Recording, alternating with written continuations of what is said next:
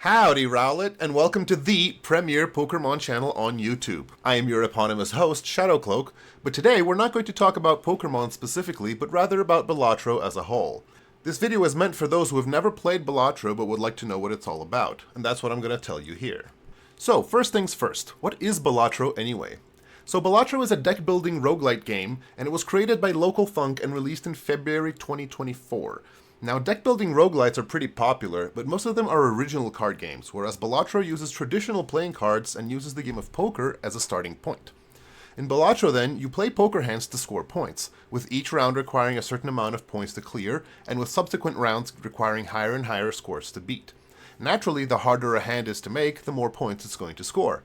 Pairs are very easy to make, but a full house will score much more. However, the score provided by playing the hands in and of itself is only enough to clear the first couple of rounds, and that's where the jokers come in. Jokers are items that you acquire as you progress through the game, and they'll not only enhance your scoring, but also allow you to find certain hands more easily through various mechanisms. Additionally, other items, known as Consumables, not only help with scoring, but also allow you to manipulate your deck to suit your needs better. And how do you acquire said items? Well, the same way you do anything else, with cash. As you clear the rounds, you'll receive certain amounts of money, which you can then use to acquire jokers, consumables, and other goodies. And what does that look like? Well, here we have a screenshot of the very first round you play.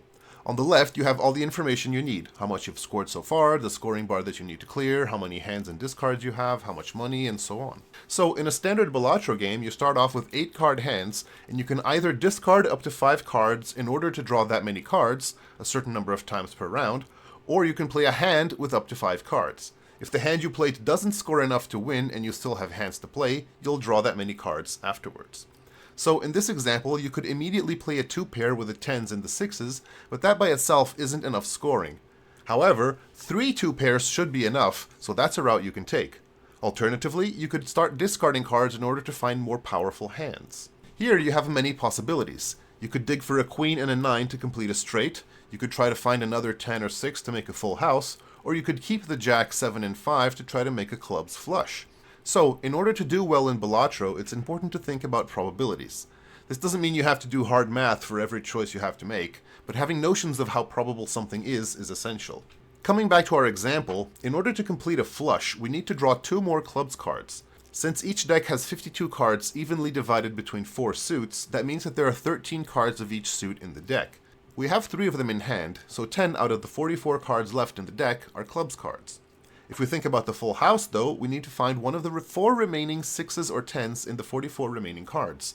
So, about 1 in 4 cards left in the deck are clubs, but only 1 in 11 are 6s or 10s.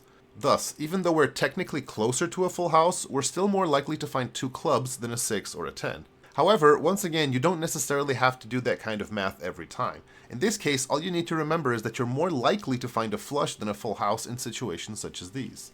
Anyway, the idea here is that you're going to use your discards to look for the hand you consider to be most likely to score enough. If you still haven't found what you're looking for after discarding, you can play low-scoring hands in order to dig deeper, but you generally want to avoid that since the fewer hands you use to win the round, the more money you'll get at the end. So, how does the scoring work? Well, before we get into the numbers, the panel on the left will show you not only how many hands to play and discards you still have, but also how much the hand you play will have as a base. To calculate the score, you'll take a base number of chips, which are always in blue, and multiply them by your mult, which is always in red. Chips will always be additive, that is, you can only ever add to the blue number, but mult can be either additive or multiplicative. In other words, the red number can increase exponentially while the blue one cannot. So, a 4 of a kind, for instance, will always give you at least 420 points, 60 base chips times 7 base mult.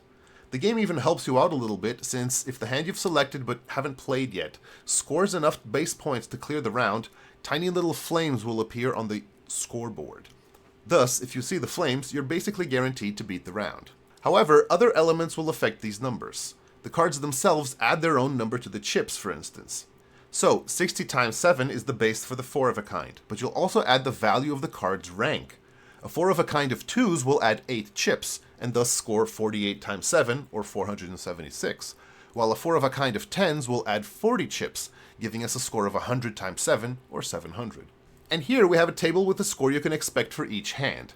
There are other factors which affect the scoring, including the cards themselves, but this table, which you can always access through the Run Info button, gives you a good idea of how the scoring scales. Now, you may have noticed that the table doesn't start with a royal flush, which is the highest scoring hand in regular poker, but with a flush 5. Well, this is a complete table, but as you start off the game, it does in fact only go up to royal flush. However, throughout the run, you'll be able to manipulate your deck in various ways, and playing a hand which is impossible in regular poker will unlock that hand in the scoring table. And how do you manipulate your deck? Well, we'll get to that in a second, but doing anything at all to your cards requires money, and the panel on the left will always tell you how much money you currently have. You start the game off with $4, and after each round you'll receive a certain amount of money. After you play a hand that scores enough, the cash out screen will appear and inform you of how much money you're getting for the round. Each round will pay off a base amount of money, and you'll also receive $1 additional for each hand you didn't play. In other words, you're incentivized at first to win by playing as few hands as possible, preferably 1. You can also earn interest after the round. This means that for every $5 you have in your wallet, you'll get an additional $1 up to a maximum of 5. In this case, you're incentivized to keep 25 or more bucks in your wallet whenever possible in order to max out your interest payout. Other effects can give you money, both as you play and at the end of the round, but you'll always have the possibility of getting money for playing few hands and keeping some money in your wallet. So what can we do with that money then? Well, the main thing we want to do is to use that money to buy jokers. Jokers are items that you can acquire throughout the run, and you can have up to 5 of them at a time in a regular game. Some factors can influence this, but that's the base. Jokers can be broadly divided into 3 categories. The first category is the scoring jokers, which are jokers that are going to give you a certain amount of scoring if you fulfill a certain condition. If you have the crazy joker, for example, it'll give you an additional plus 12 mult to your score, provided that the hand you played was a straight. Scoring jokers can provide you with a flat score, i.e. the number is always the same, a proportional score, scoring based on how much of something you have, or a scaling score, which increases every time you reach a certain condition. In total, there are 150 different jokers in standalone Balatro, though this number could change in a future patch. The next category is economy jokers, which are all about that cash. They'll give you some amount of money, either for taking certain game actions or at the end of the round. The delayed gratification joker, for instance, will give you money at the end of the round, provided you didn't use any of your discards. Finally, we have the utility jokers, which don't provide scoring or money themselves, but which allow you to make your hands more easily. The drunkard joker, for example, gives you an additional discard to use each round. Of course, some jokers can do more than one thing, but that's generally what you can expect to find for your joker slots. Another way that you can increase your scoring is through card enhancements. In other words, you can modify your cards so that they have a variety of scoring and utility functions. I won't go into detail on what each enhancement does, but I wanted to give you an overview so that you have an idea of the different types of effects you can add to your cards. One important thing to keep in mind, though, is that giving a card a certain enhancement will overwrite any enhancement it may have previously had. Seals can also be used to modify your cards. Like enhancements, adding a seal to a card will overwrite any pre-existing seal, but a card can have both an enhancement and a seal at the same time, allowing you to create powerful individual cards. Finally, we have the additions, and these can be applied to both jokers and cards, with the exception of negatives, since negative cards wouldn't make sense. The big difference with the additions is that, while you can control which enhancements and seals you'll use, additions are always random. In other words, an effect can give your joker or your card an addition, but which addition you get will always be random. While certain effects can add additions to your jokers, sometimes they will appear naturally with an addition, though that will make them more expensive. So, one final point about scoring. We've discussed the different ways that you can increase your scoring, but it's also important to note the order in which the scoring happens. Starting with the base scoring for the hand, the first element to be added is the score of the cards themselves. Then, the scoring from cards held in hand is added, and finally the score from your jokers is considered. This is especially important when it comes to multiplicative scoring. A card doubling your score might not mean much if your base is very low, but a joker doubling your score will include all of the scoring from your cards. On the other hand, if you have a lot of exponential scoring with your cards, a joker that simply adds a little bit of mult isn't going to make much of a difference. There's also a number 4 on the image because there are certain effects that can add to the score from the Consumables tab, but those effects are pretty rare. Scoring from Consumables always happens last though. Okay, now that we've figured out how to score points and win rounds, let's talk a little bit about how the rounds progress. So in Balatro, the game progresses through antes, and each ante is made up of 3 rounds: the small blind, the big blind, and the boss blind, which you play sequentially. You can skip certain rounds if you want to, but we'll get to that later. For each ante, you will have a base scoring requirement. The requirement for the small blind will always be that base, the big blind will add 50% to that requirement, and the boss blind, represented by a rune-type symbol, will double that requirement in addition to having a specific negative effect on the round. Finally, at the end of the 8th ante, you will reach the final boss blind, which, in addition to having double the base scoring requirements, will have an even stronger negative effect compared to the previous boss blinds. If you successfully get through the final boss blind, you will have completed the run and effectively won. Yay! From here, you have the option to continue playing, at which point the run is now an endless run, and the objective is now to live as long as possible, that is, to get to the highest ante possible. Here, we have a table with the different base scoring requirements for the antes. In ante 1, for instance, the base is 300, which means you need a score of 300 to clear the small blind, 450 to clear the big blind, and 600 to clear the boss blind. The boss blind for ante 2 will be 1600, and so on and so forth. As we discussed, ante 8 is where non-endless runs, well, end. If you get past that point, you have beat the run, but, as we discussed, you can keep playing, and the game changes in the sense that your objective now isn't so much to clear certain thresholds, but to score as high as possible so that you can survive as long as possible. However, what's important isn't so much to remember these numbers, but to understand how the scoring scales. In a non-endless run, the scoring requirement will more or less double after every ante. Not precisely, but on that order of magnitude anyway. However, after ante 9, the requirements start to scale exponentially. To give you an idea, from ante 1 to ante 4, the scoring requirements increase by 20 times. However, the requirements from ante 9 to ante 12 increase by 3,000 times. The challenge after round 8 then is not so much how can I increase my score, but rather how can I blow up my score. And what about different difficulty levels, you might ask, and Balatro has those too. The base game has 8 different difficulty levels, which are represented by colored chips, and they are known as stakes. White stake is the base difficulty level, red stake is next, but rather than messing with the score, what happens instead is that you get no reward money for the small blind, which by itself makes the run more difficult. In the next stake, green stake, the scoring requirements are increased, and so it goes until you get to gold stake, which is the highest difficulty level. I won't go into detail over what each stake adds, but the important thing to keep in mind is that the difficulty scales not just in terms of scoring, but also in terms of how easy it is to make good hands, get good jokers, etc. So we've talked a little bit about money, but what can we even do with that cash? Well, same thing you can do with your actual money, spend it at the shop. In Balatro, after you successfully complete a round, you'll have the opportunity to buy stuff at the shop. There are 3 main things you can acquire at said shop. On the bottom left corner of the shop, you have a voucher slot, but we'll get to vouchers later on. For now, let's talk about the slot to the right of the voucher slot, where you'll find 2 booster packs, each of which will contain an assortment of usually between 2 and 6 of a given item. For now, let's talk about the slot to the right of the voucher slot, where you'll find 2 booster packs, each of which will contain an assortment of usually between 2 and 6 of a given item category. There are 5 types of booster packs through which you can acquire jokers, playing cards, or one of the 3 types of consumables. We'll go over the consumables in a minute, but the important thing here is that while you don't know what you're going to find after opening a booster pack, the worst case scenario is that you'll just skip the pack and get nothing, but there's usually something worth picking. Booster packs come in 3 sizes: regular, jumbo, which is more expensive but gives you more options, and mega, which is even more expensive but allows you to pick twice instead of just once. In addition to the booster packs, on the upper part of the shop you'll find the open shop queue, which will present you with 2, sometimes more, random items, most of which will be jokers. However, if you don't like what you see, you can re-roll the shop for a cost, which usually starts at $5 and which increases at a rate of $1 per re-roll.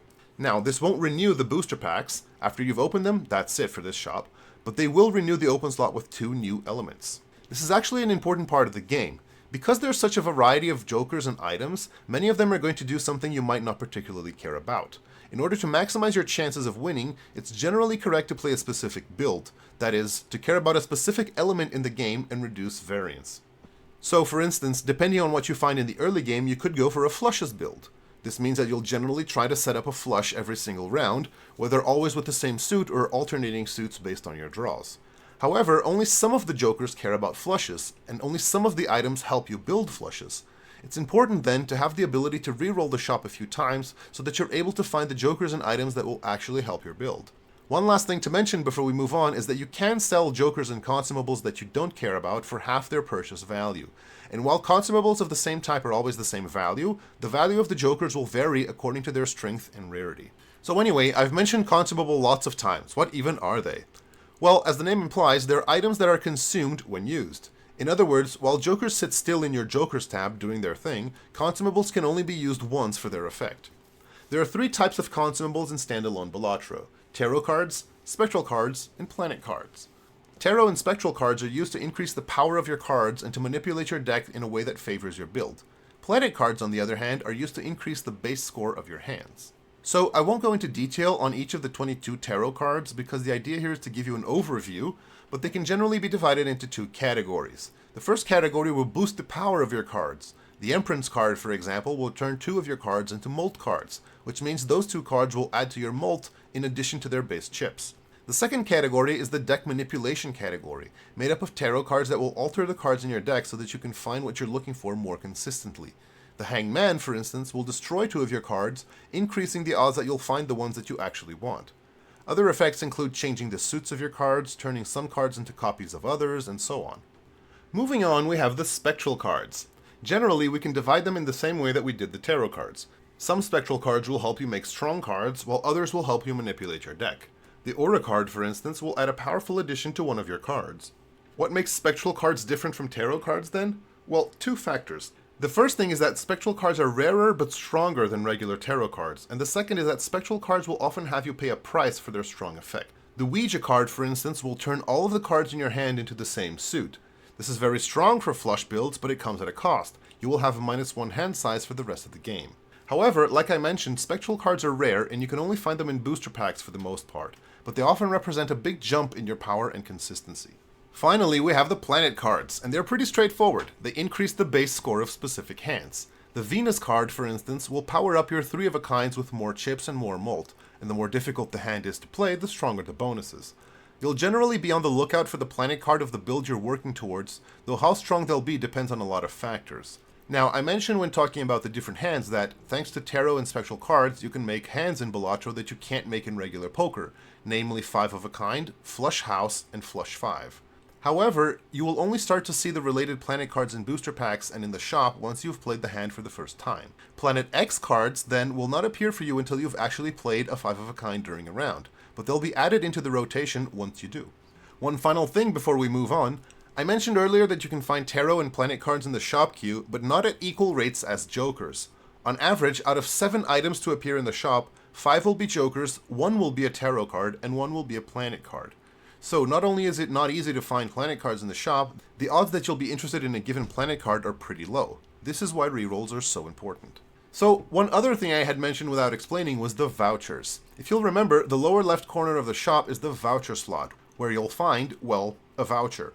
However, there's a limit of 1 voucher per ante, so if you buy the voucher, the slot will remain empty until the next ante. So what do vouchers do then?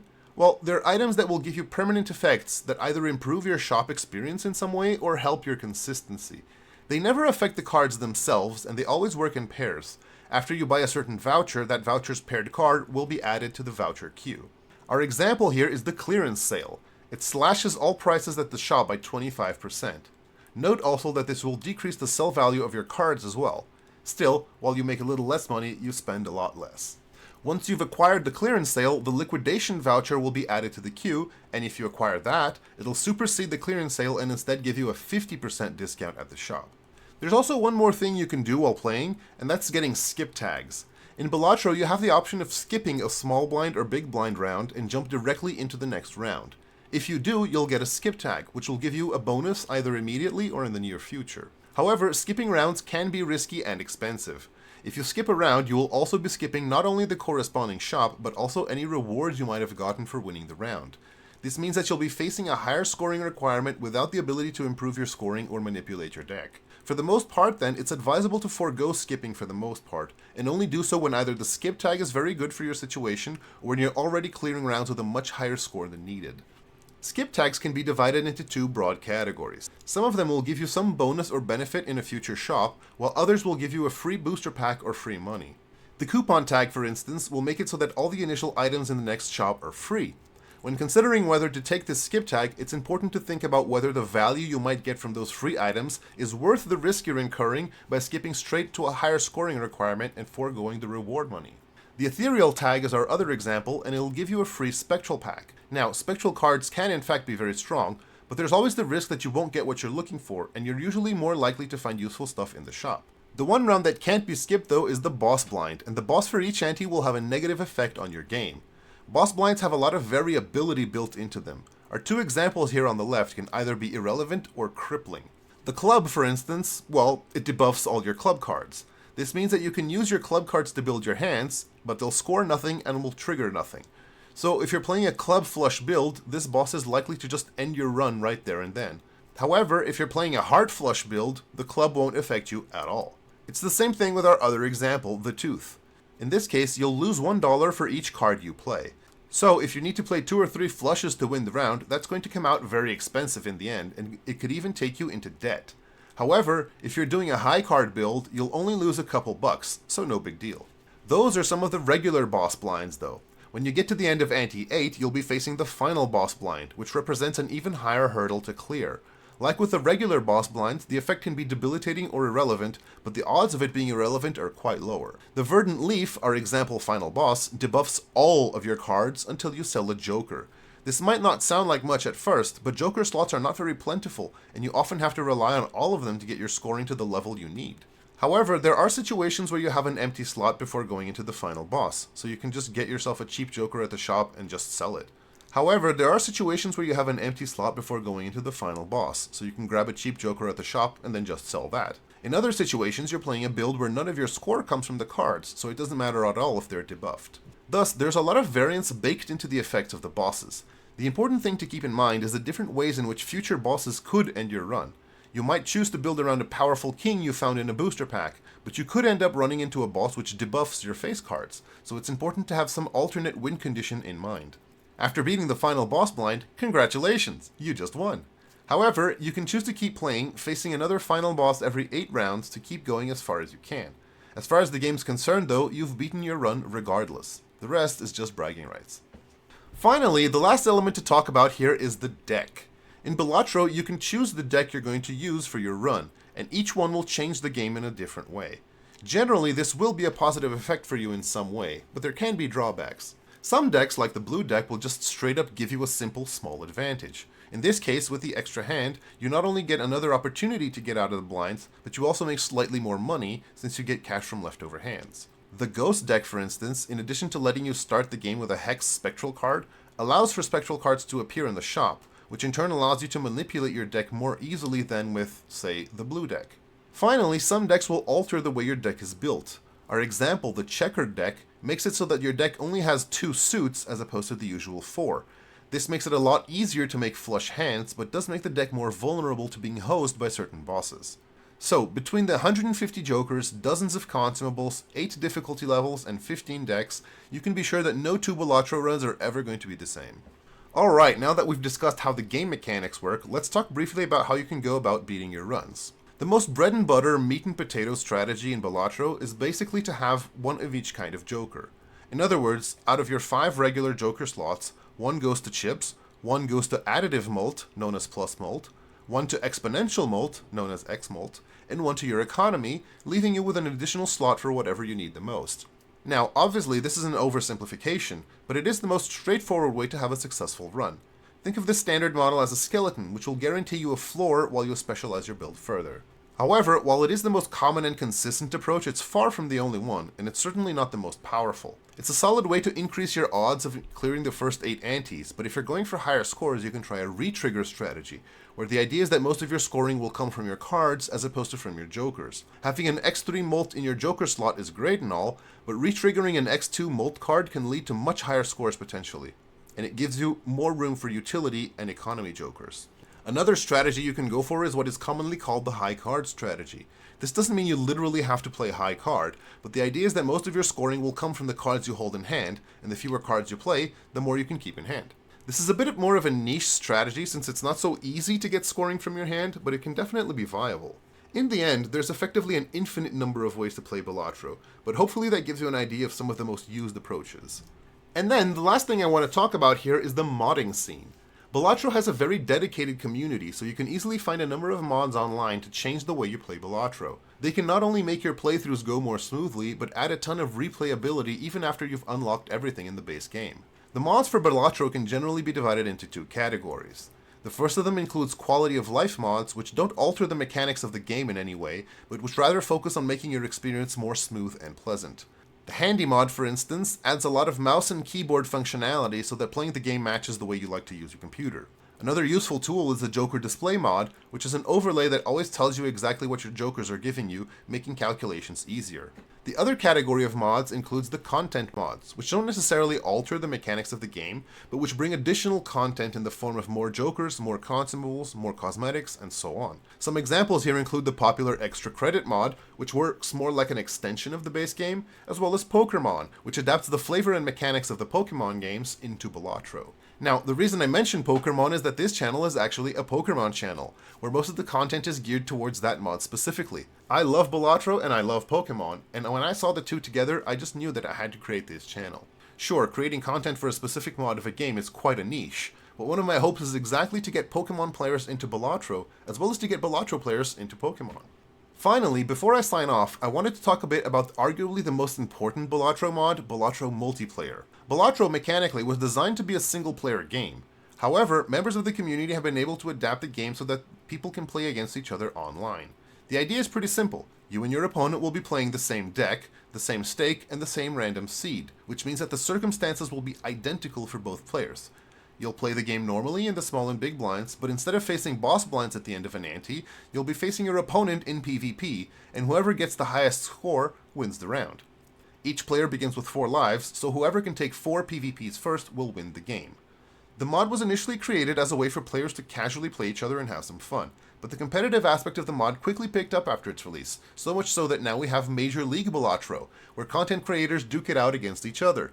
You can catch all of the games in the Major League Balatro YouTube channel, and I should mention that it's a great way to learn how to get better at the game, even if the incentives are different compared to the base game. Balatro Multiplayer also has a ladder and ELO system, ensuring that you'll usually be playing against people of your own skill bracket. It's my hope that one day Pokermon will be popular enough to have its own multiplayer scene, and that's what I'm here to try to make happen. Anyway, if you're interested in the game or in any of the mods, I'll have all of the relevant links in the description below. So, that'll be all for today. I hope that this video has given you a good enough idea of how the game works and what you can do with it, and soon enough I'll be posting a gameplay video where I go over a run explaining things for those who haven't played the game yet. If the game does in fact interest you, I hope you'll give Pokermon a chance one day. It's super cool if you're into Pokemon, but even if you've never cared about it, Pokermon adds a whole new dimension to the game, and while it generally plays like Balatro, it explores several mechanical lines that you won't find in the base game. Finally then, I'd like to thank you for watching this video, and if you think you might be interested, be sure to subscribe to the channel for all kinds of Pokermon content, including gameplay, theory crafting, tier lists, and much more. Likes and comments always help out a lot, of course, but your mere presence here is already very rewarding for me. Either way, I do hope you now have a good idea of how the game of Balatro works, and if there's anything specific you'd like to hear me talk about, do let me know in the comments below. Catch you in a while, Totodile.